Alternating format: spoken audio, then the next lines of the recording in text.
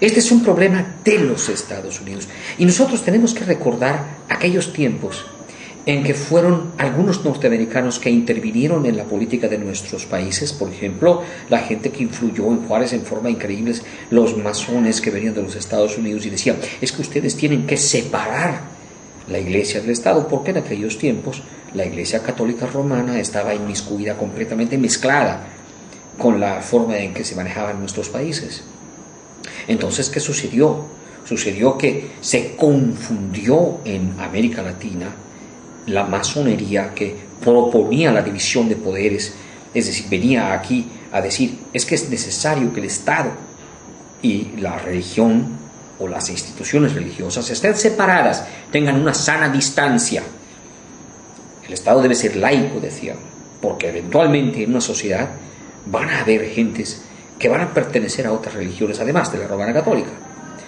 O eventualmente puede ser que no haya gente con tendencia religiosa, entonces no puedes tener a una institución religiosa manejando el Estado mexicano.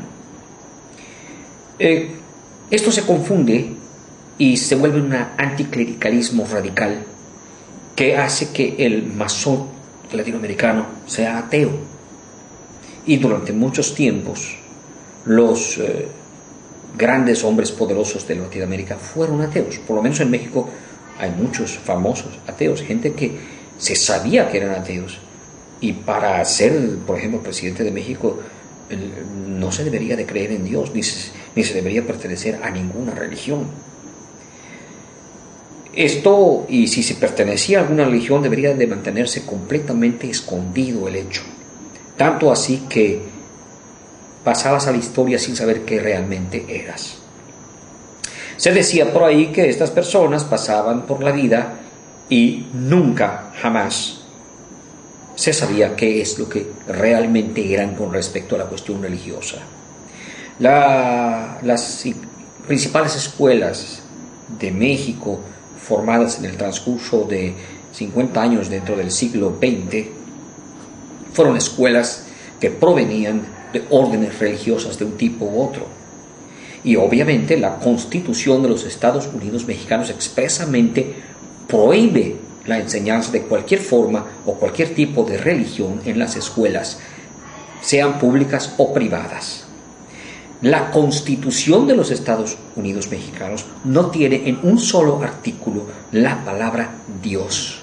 No existe la palabra Dios en ningún artículo de la Constitución de los Estados Unidos mexicanos. ¿Por qué? Porque obviamente el creer o no creer en Dios era un asunto individual y el Estado no podía imponer a través de algún artículo en la Constitución la posibilidad o sugerencia de la existencia de Dios. Porque si la sugería, entonces quedaban descartados aquellos que no creían en Dios. Y no era ilícito no creer en Dios, como tampoco era ilícito creer en Dios y practicar la religión que quisieras. En los Estados Unidos la cuestión es al revés. La Constitución de los Estados Unidos sí contiene la palabra Dios, God, en algunos artículos. Y de hecho, el dinero de los Estados Unidos dice, in God we trust, en Dios confiamos. ¿Qué pasa con un ateo cuando tiene un billete en la mano? ¿Quién es Dios para ese ateo? Está fuera del ambiente. ¿Qué pasa en México? En México el ateo tiene tanto lugar, de aquí que tengamos tantos artistas que han sido ateos a lo largo de la historia de México. Artistas, pintores, gente que ha hecho historia en el arte, en la literatura, en cualquiera de las artes, y que han sido ateos, porque nadie ha ido a juzgarlos para ver si deben o no deben serlo. Por lo tanto, los latinoamericanos tenemos esa particularidad. Ventaja, yo pienso que sí es una ventaja, porque hace a nuestras sociedades hoy por hoy más abiertas a la diversificación de concepción de la existencia universal. Esto es un valor, y este valor lo hemos logrado. El conflicto de los que creen en la evolución y los que no creen en la evolución en nuestros países Es un conflicto inexistente tanto como lo es en los países europeos como Francia, Alemania, Inglaterra, Suecia, Escandinavia, cualquier país escandinavo.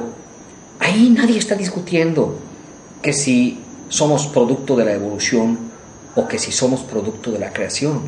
En los Estados Unidos esta es una gravísima discusión. Una gran cantidad de gente aún cree hoy que tenemos que creer que Dios, si existe, nos hizo así en 7 días y nos concibió como tales, etcétera, etcétera, etcétera.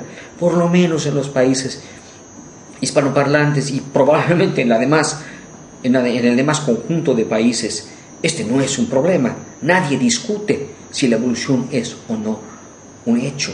Y esperemos que esa increíblemente mala influencia para la definición de cosas tan sencillas, científicamente tan perfectamente probada como el asunto de la evolución, se convierta en algo en que los mexicanos empecemos a dudar.